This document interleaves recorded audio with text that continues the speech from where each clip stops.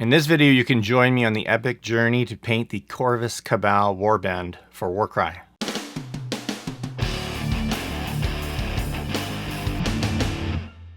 Welcome back to MiniJunkie, everyone. My name is Jarrett.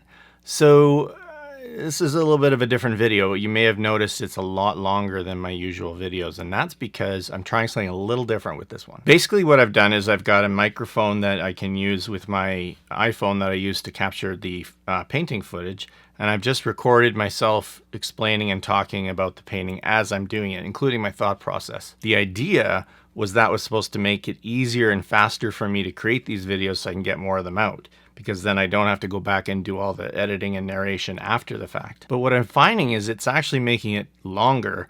The video's a lot longer, the footage is a lot longer, and it actually takes me more time to sift through the crap and delete stuff that doesn't need to be in there to try and keep this thing from being an hour long. So I don't know if I'll keep doing it this way. We'll see. And a couple spots, I'm getting used to this microphone. There's a couple spots where the audio gets a little wonky, and I apologize for that. I don't really know how to edit it out.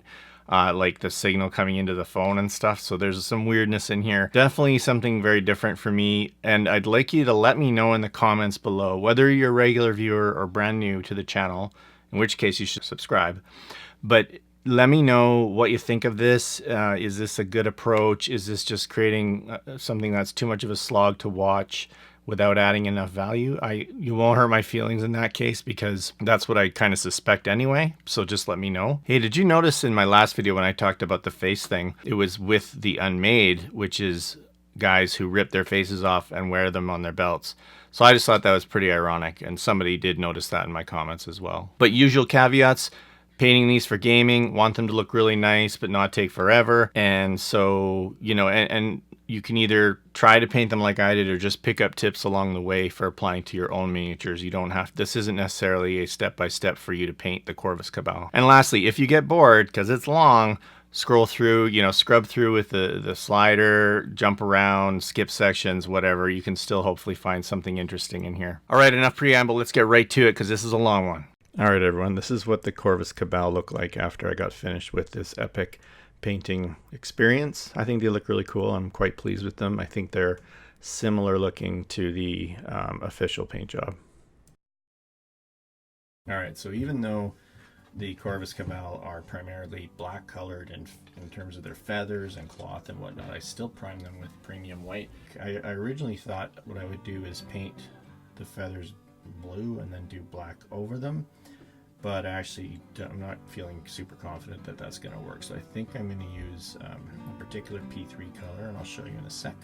But yeah, overall just primed it white, and including the base texture, which is Vallejo Dark Earth texture paste. So I decided for, you know, with the feathers on these guys on the official paint scheme, they're kind of a bluish black, and I think Incubi Darkness would be one good option. Maybe even a Stegodon Steel Green would look nice. But in this case, I think I'll go for Privateer Press's Coal Black. That's their P3 paint line. All right, so, and I'm going to use, well, I'm not going to use my airbrush much in this at all, which is pretty unusual for me because I like to use it to speed things up. But in this case, because of the, I don't know, there's something about the way the wings are and how close they are to other things that I'm not going to try airbrushing in this case. I'm just gonna go ahead and do it old style with a brush. And I'm using a bit of this Instar Water Plus that they sent me. I've used it in a previous video. I kind of like how it works for thinning. I don't know if it's magic or anything, but it does a good job of thinning. So thin that a bit. I'm gonna use this one, or the coal black, on the feathers, and probably, well, I guess those are feathers, yeah, okay, on the ones on his back. Very straightforward. Don't want it to be too thick, obviously, because if it is, it's going to make it harder to pull out the detail of the feathers when it comes time to either wash or dry brush. And I notice these Warcry minis are a little more delicate and fragile, and as such they sometimes will literally move when you're trying to apply brush strokes and pressure. So one thing you can do is just brace a part of the model with your other hand while you're painting, just to try and stabilize it.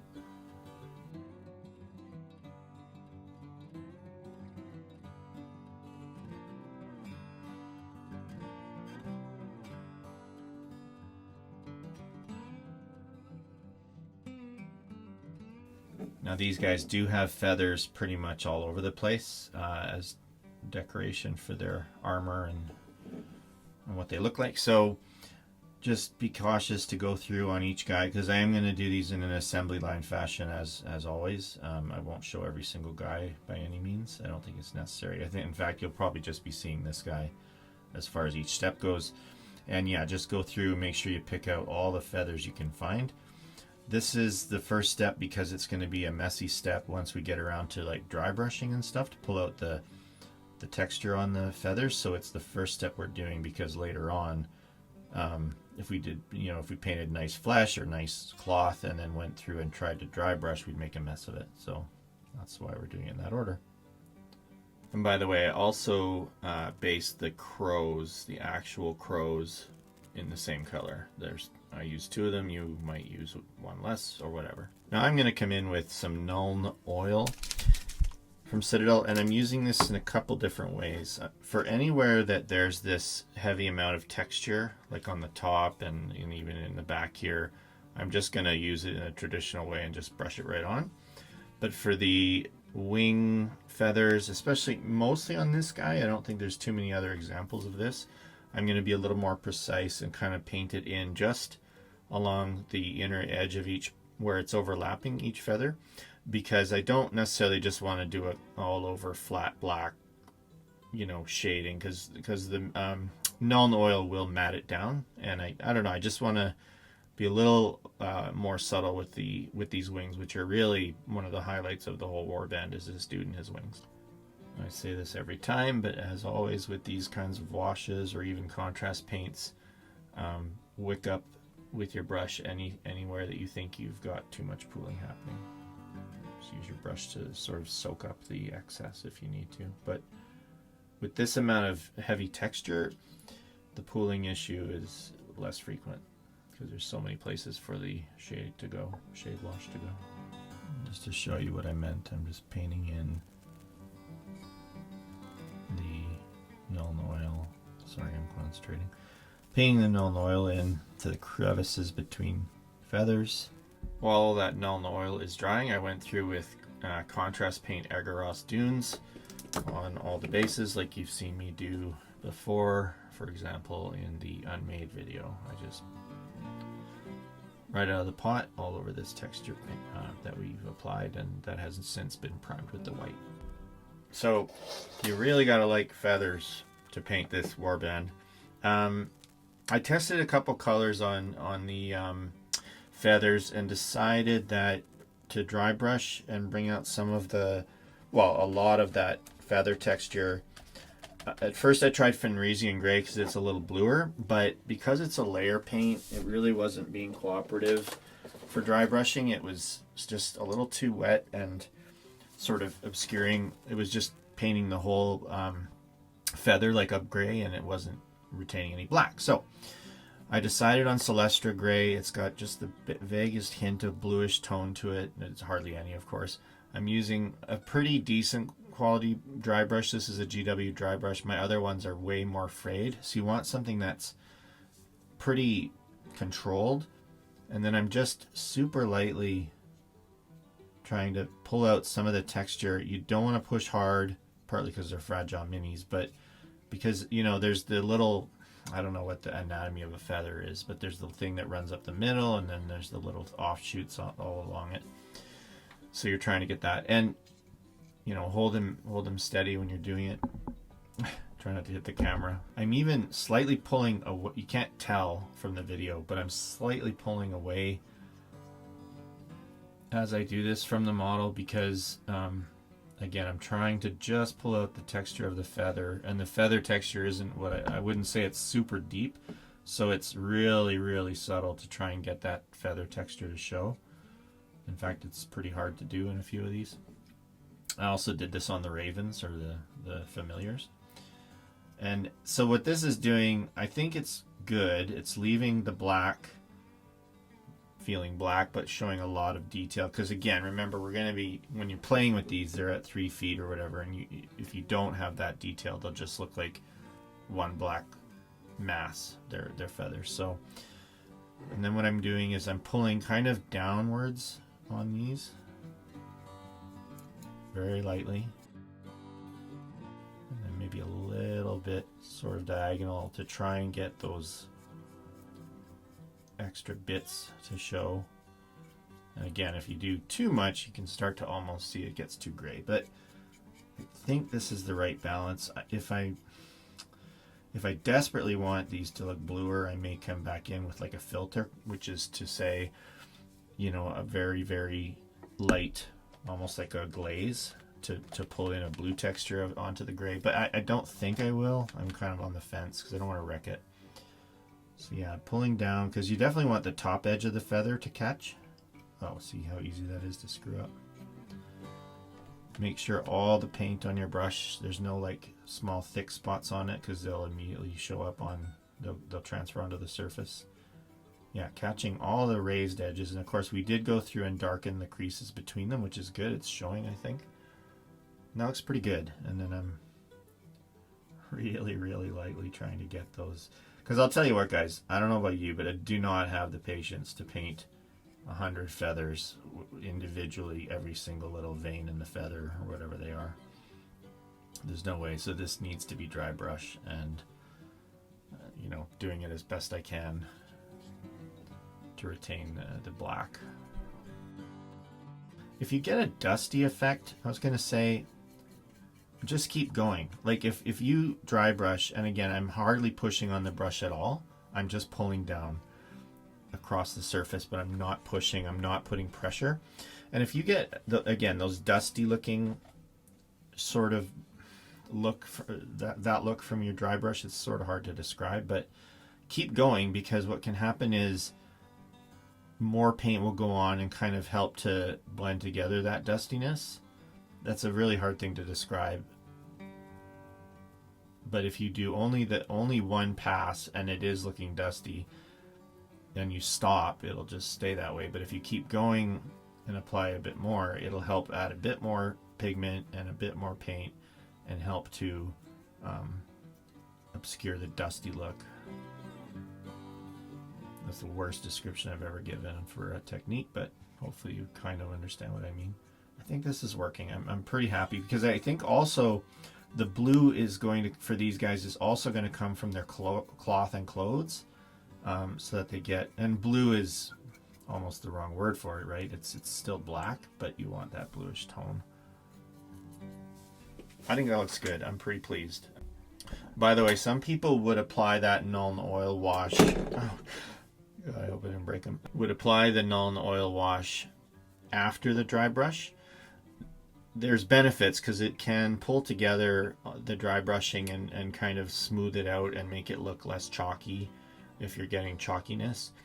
But for me, it also dulls down the entire surface and all the highlights we just did with the dry brushing, and it reduces that sort of pop. So I'm gonna opt not to do that on this guy and on these guys. I'm going to do his cloth up here, like on his head, using contrast paint, because I'm having this new love affair with these things. I just think they're so good. It's up to you if you want to do this or find a more traditional way to paint the black. Speaking of which, I don't know if that, I guess that's supposed to be black too. Yeah. At first I thought, oh man, these are, you may even have seen the video where I said, oh, these are too expensive.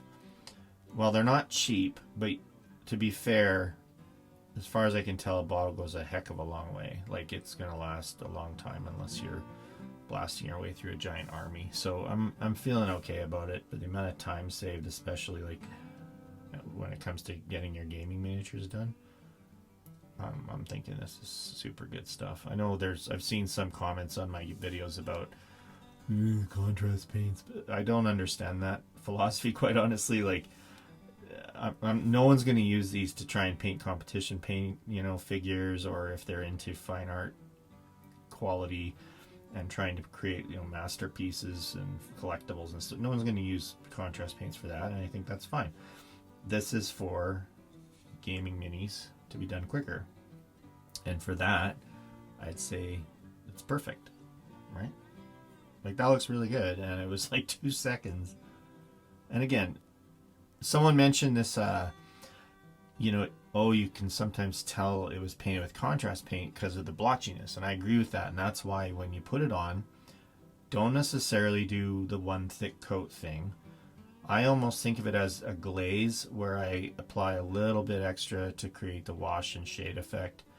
But I do carefully look for spots that need to be soaked up so that they don't create that blotchiness. And this looks, I think, it has to dry, but I think it looks really good. I decided that I wanted to bring in more blue after sitting with it for a while. So I ran to the store and got 2 options, Leviathan blue and Achillean green. And then, because I wasn't sure which one was going to work better, and I did in fact, and this is something you can keep in mind, when you're not sure about a color, you can always try and test it. Like here, I tested it just on this feather here. You can see I missed a feather, by the way. Just that feather there, where it wouldn't be noticeable at all. And then I tried the Achillean green in here. It's a little hard to see, but it's the kind of greenish blue I'm going for. It looks a lot like the coal black that we used. So Leviathan blue, I may use that for the pants or something. I may just save that for another day. And I'm going to use the Achillean green, and I'm going to use it as a filter over all the feathers, but it's too strong on its own, I would say. So I am going to do a mix of 2 parts Achillean to 1 part contrast medium. So therefore 4 blobs. Oops. Paint on my microphone. 4 blobs plus 2 blobs of contrast medium stuff. Pretty healthy ones. Just put it like beside it. Just mix it. Having done that, it looks too thick, so I'm going to add, or too thick is the wrong word, but I don't really want these guys to literally turn blue or green, as it were, so I'm going to make it 50-50 basically. Put 1, 2 more blobs off my brush, mix that. I think that's going to help. And again, this still might be too strong, but yeah. And I'm going to start on the bottom because, you know, if you're about to make a horrible mistake, you can do it in a spot where maybe it's going to be less noticeable at first. And I'm going to try very hard not to make it like, I'm not doing the one thick coat thing. I'm kind of just doing a glaze over these. And at first it looks a little too blue, but I actually think that's going to end up looking really nice in contrast, no pun intended, to some of the other black areas of these guys. I think bringing in this bluish shade is going to look nice, because if I back it out a bit, you know, once that dries, I think that's going to look nice. We're learning together here. Okay, and I'm doing the same stuff over top of like these feathers up here. If you decide this is too blue for you, you can always skip this step, or you could even just thin it out even more than I did. But like I said, I ended up at about a 50-50. There's not a lot of wood on the bird men, but what little wood there is, for example, this guy's stiltsy things, I'm just using wildwood right over the wood grain. Very basic step. Having said that, I decided to also do any of their wooden looking weapon handles with wildwood contrast paint. I'd originally hoped to use contrast paint for their pants, but I decided that Gravedigger denim was just a perfect match for what the color looks like on the official color scheme. My kids are loud. You know, not perfect match, but looked really good. So I'm going to use some of that with some Water Plus to thin it, just like we did with the coal black. And I'm going to use that to paint their pants.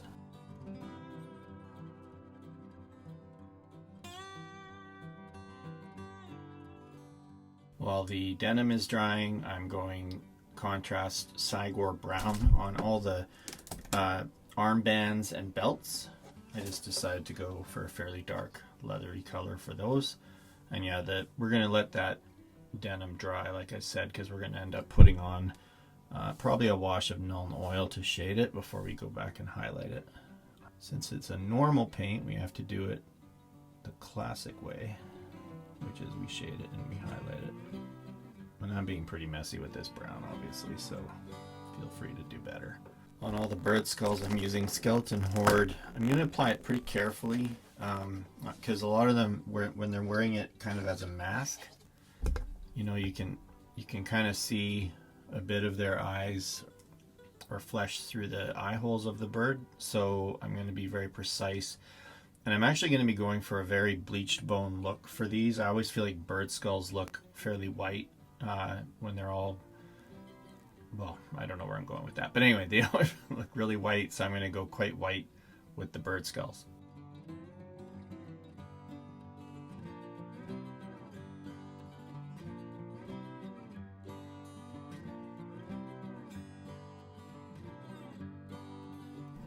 Alright, next step's pretty simple. I'm going to go through with Nuln Oil and just shade all of that denim. Apparently it's the blue jeans. We're going to shade that all just right out of the bottle. Go for some deep shading, deep shadows. Just paint it over and watch for heavy pooling and fix that if it starts to happen. Wick it up with your brush. But yeah, pretty straightforward step.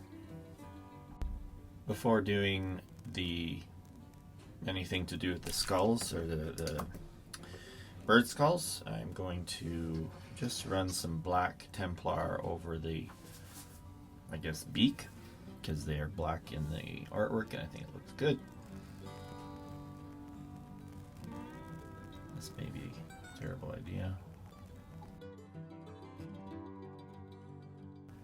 Well, not perfect, but I'll live with it. Now I'm going to come in with black ink to do their hair. I don't know if the black on the beaks is looking great, so I may run some black across, you know, over the ends of them to help darken them a bit, because I don't know, they're not looking great. But these guys do have black hair. These guys are really into the crow / raven thing. And so what we're going to do, I'm going to just use the ink right out of the bottle, and it's very, you know, it's a similar idea to contrast paint, but this stuff dries a little faster and a little shinier, I find. So you have to work a little bit quicker, and then we're going to hit it with matte varnish later. But it's also, I think, creates a darker, richer black than the actual contrast paint does by itself, which is fine.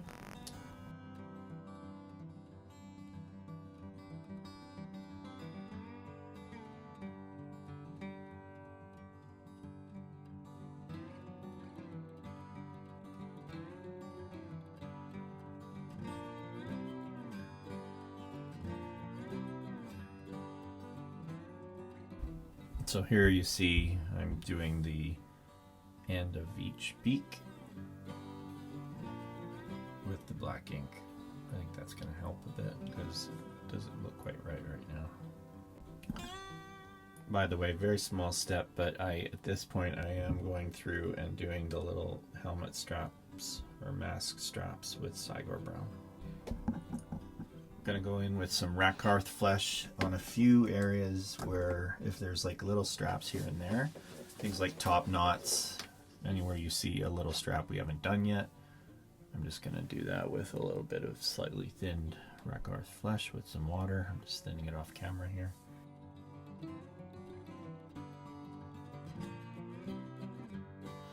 And this guy in particular, he's got these little straps down here that I think would look good in a lighter color against the denim. Immediately following that step with the Rakarth flesh, I grabbed some Vallejo Game Ink Brown. And what I did, so I applied that Rakarth flesh in a few different ways. On some of the guys, it's the little straps around their pants, but also I used it for, in some cases, like rope or like a string of some sort. It looks like a rope. And on those ones, I want that to be darker. I want that to be like a browner color. So I'm just going to run that ink over it. It looks like that. Looks great. Very easy step. As you can tell, I'm not exactly killing myself to paint these amazingly well. I just want them to look good for gaming.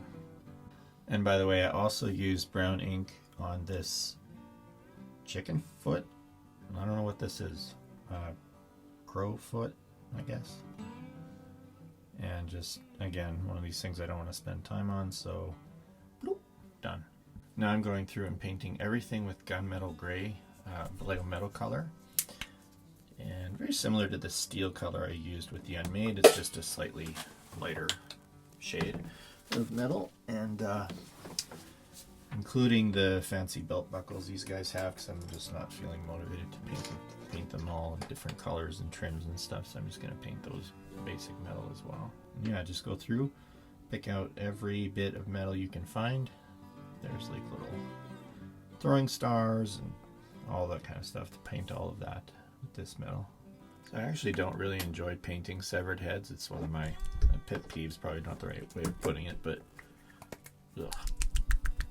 Shake up this paint. Iron rack skin. I want to paint it slightly dead looking, even though he probably just finished severing it.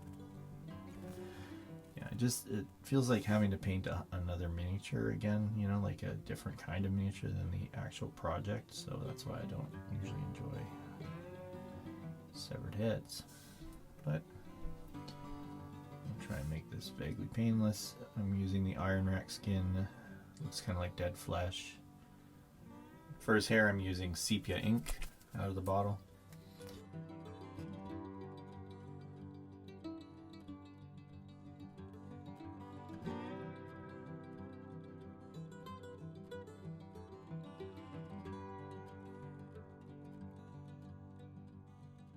Alright, while his head is drying, this is my chainmail from a long time ago, which is quite similar to a Runefang steel.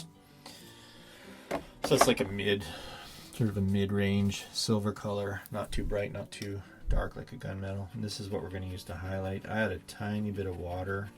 Some metallic paints don't like water as a thinner. This stuff seems to work well though with water. And it's not really, so it's not dry brushing that we're doing. It's, well, we're just brushing it, but like sometimes you'll see people do metallics with dry brushing, but for something like this guy, or these guys, sorry, I feel like being more precise is going to pay off on their metallics. So I edge highlight some of their weapons, maybe give a little bit more of a highlight to the end of the weapon here, like that. And then you see how the edge is kind of streaked. I'm going to run my brush across it. Again, it's not really dry brushing, it's just kind of a hybrid of normal brushing and dry brushing, because I'm doing a similar thing where I'm trying to get it to pick up the pigment while leaving a bit of those shady little I don't know what to call those ridges, let's say. And then yeah, on the armor, just like tracing out some of the filigree on the knee pad type armor. Only a couple of these guys have it. And I think the one spot it's really going to be good to pull out some detail is these belt buckles that I said I didn't feel like painting fancy. I am, you know, they're cool enough that you want to pull out some of that little raven detail. And using this brighter silver is a good way to do it. So I'm using like the side of my brush to kind of retain the dark part on the inner belt buckle, but pull out some of the detail on the top of it like that. Okay. And yeah, just go through and highlight each piece of metal you find. Take your time. This step is worth doing well, because this armor, if it's done right, will really look nice on these fairly dark figures by having these lighter panels and stuff. It's going to help it sort of stand out. Now I'm going to wash the severed head with Druchii Violet. This is my massive shortcut for severed head or dead flesh. It's not showing up super great on the camera, I don't think, but I just make it look like purpley. Come on, stay in focus. And that's like way too much wash, by the way. I just overdid it big time. So I'm going to soak it up. Just trying to tint the flesh with this color. Make it look a little out, not right and sickly. Well, at least dead, not just sick, but there you go. That's what I do. By the way, throughout all of these steps, anytime I see something that needs a little fix, I'm just doing it and not necessarily talking about it. For example, this guy, he's actually kind of wearing gloves, which I didn't realize at first, so I'm just going to paint in this Igor brown that I had used for this part here onto each hand. And to figure this stuff out, I've frequently been referring to the pictures from the Warband, so always, I would say, keep that reference handy when you're painting a miniature. If you're like, you know, if you have the packaging or whatever, just keep that so you can look at it. If you're not sure what a piece is, you don't have to use it to copy the paint job like I am, or the color scheme, but it can be sometimes helpful to figure out what's what when it comes to a sculpt. Now, I mentioned that I was going to paint the bird skulls quite bright, light, and white colored. And so I'm going to use Screaming Skull. I'm going to skip Ushabti Bone and go right to something brighter to highlight those. And I'm going to apply, I'm probably going to go all the way up to white after this on the highest points to really brighten these up.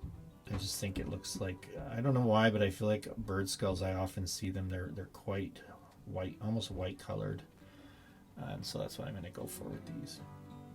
This is optional, by the way. If you like how they look from previous steps, you can just skip this. So yeah, in the previous step, you can use that step to also fix up any of the little bird skulls that are hanging off these guys, if you made, you know, if you didn't do a super nice job on them like me.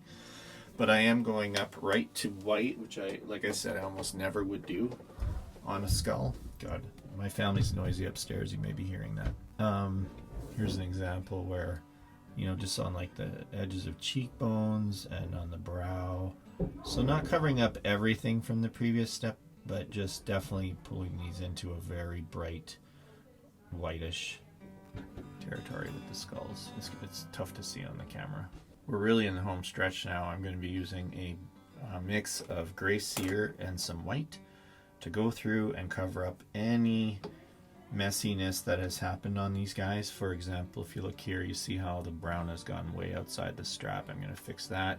Anywhere that there's a color on their flesh that shouldn't be there, that's what we're going to go through and do now. I'm not going to bother showing you footage of that because it's pretty straightforward to understand. I'm looking for more examples right now, but you know, just like the back of this guy's foot, just clean all of that up in preparation for doing the flesh. By the way, as I thought I was getting to the home stretch, it turns out I've forgotten to highlight the Gravedigger denim section. So we're going to do that first with just some straight Gravedigger denim. And just so you can see what I'm doing here. Pretty straightforward, just, you know, highlighting the upper surfaces. The stuff seems like it's going to blend together well with the darkened stuff from the Null Oil darkened sections. Just not too thick, just lightly apply it to any raised areas, any creases and folds that look like they need to be brighter. And then we'll come back one more time after this. We're going to do one more light highlight over that to make it pop a little bit. To highlight that step, we're going to take the Gravedigger denim. I got my toothbrush. I got my paintbrush in my mouth right now, so it might sound funny. With just a little bit of white. I'm just using my white primer. Just a drop. Can go a long way usually with white. I often won't use white, but I am this time. I don't know why. I'm finding the Gravedigger a little thin, so I'm not feeling super pumped about adding thinner to this. I'm going to see how it goes on without it. This coverage was not great.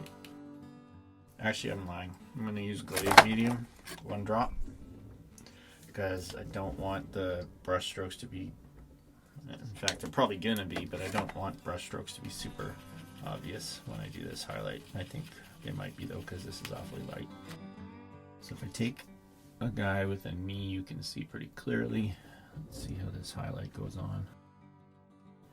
Pretty bright, but at the same time the glaze medium helps to sort of feather out the edges a bit.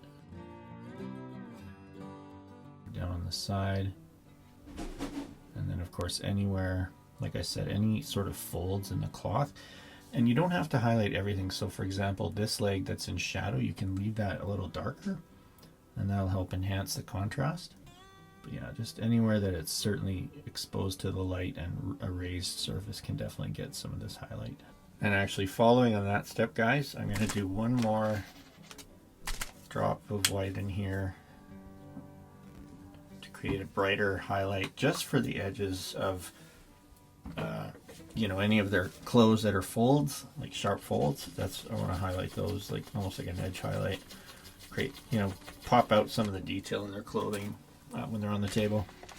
So for example, let's see if I can find one. Well, hopefully I can find one, otherwise this is a waste of time. You know, like if you look at this guy, it would just be like just this is not a very good job, but you know what I mean, like just like the upper folds of things and not any of the upper flat surfaces. Those are done. Now the flesh step is going to be very straightforward. I'm just using Gilman flesh and I'm not thinning it. I know that's heresy. I know a lot of people thin it. But I am not. I'm just going to apply it right out of the bottle. But I also try not to make it super thick and globby, because that's where you can get that really heavy pooling look that looks, as some people say, painted with contrast paint. So all you do is you think of it more like a glaze with slight shading properties to it, right? And you just paint it on a little more subtly, and you soak up the pooling a little more than would be implied by the Games Workshop's sort of one thick coat method that they've talked about, right? It's like you're tinting all of this white that we've put down for where the flesh is. You just go through and you do it in the eye sockets carefully, trying to not mess up the work you did on the skulls if you went through and highlighted them the way I did. And yeah, just work your way through the whole group, but there's still going to be a couple more steps after this dries, of course. So at this point, getting pretty close to the end, I have, sorry for the shaking, I have done the tufts on these. They are pretty close to being ready for their varnish, but there's a couple things we have to do first. One of them is these guys have like hooks in their flesh holding on some of their stuff, I think.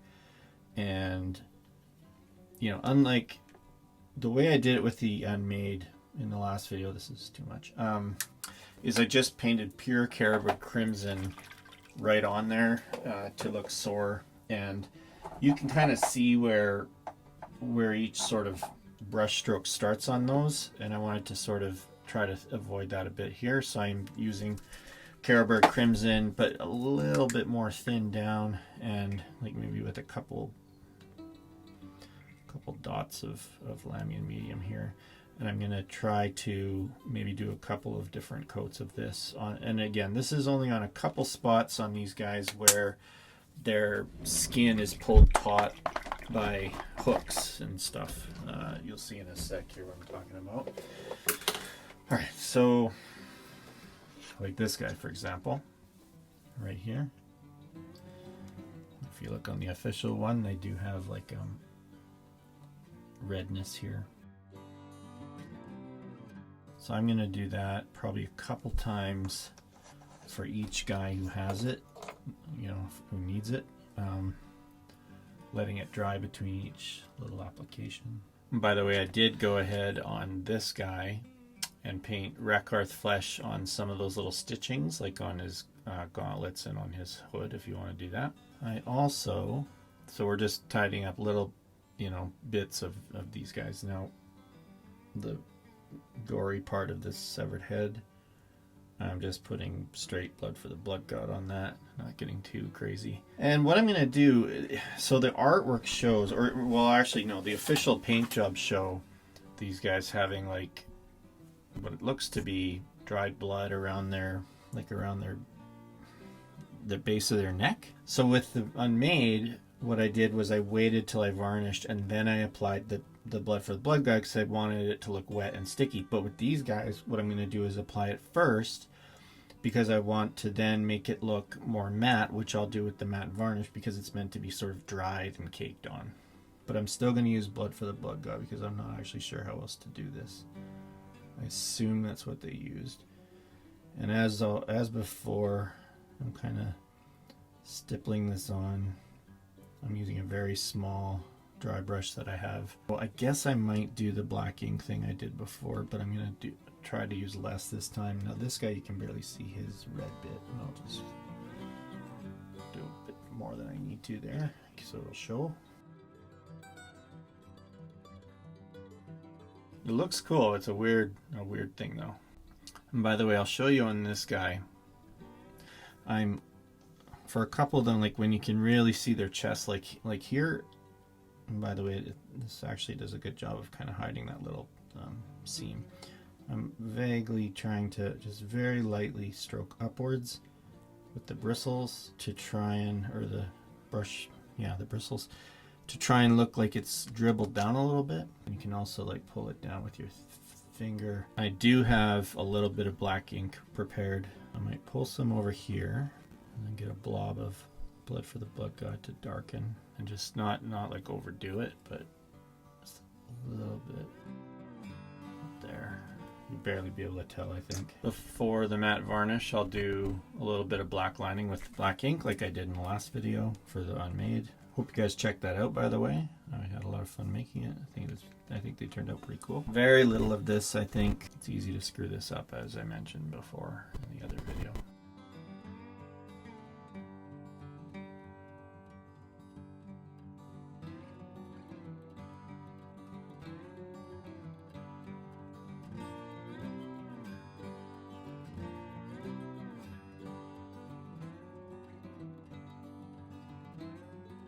So here's a look at how the blood for the blood god looks when I've gone ahead and matte varnished.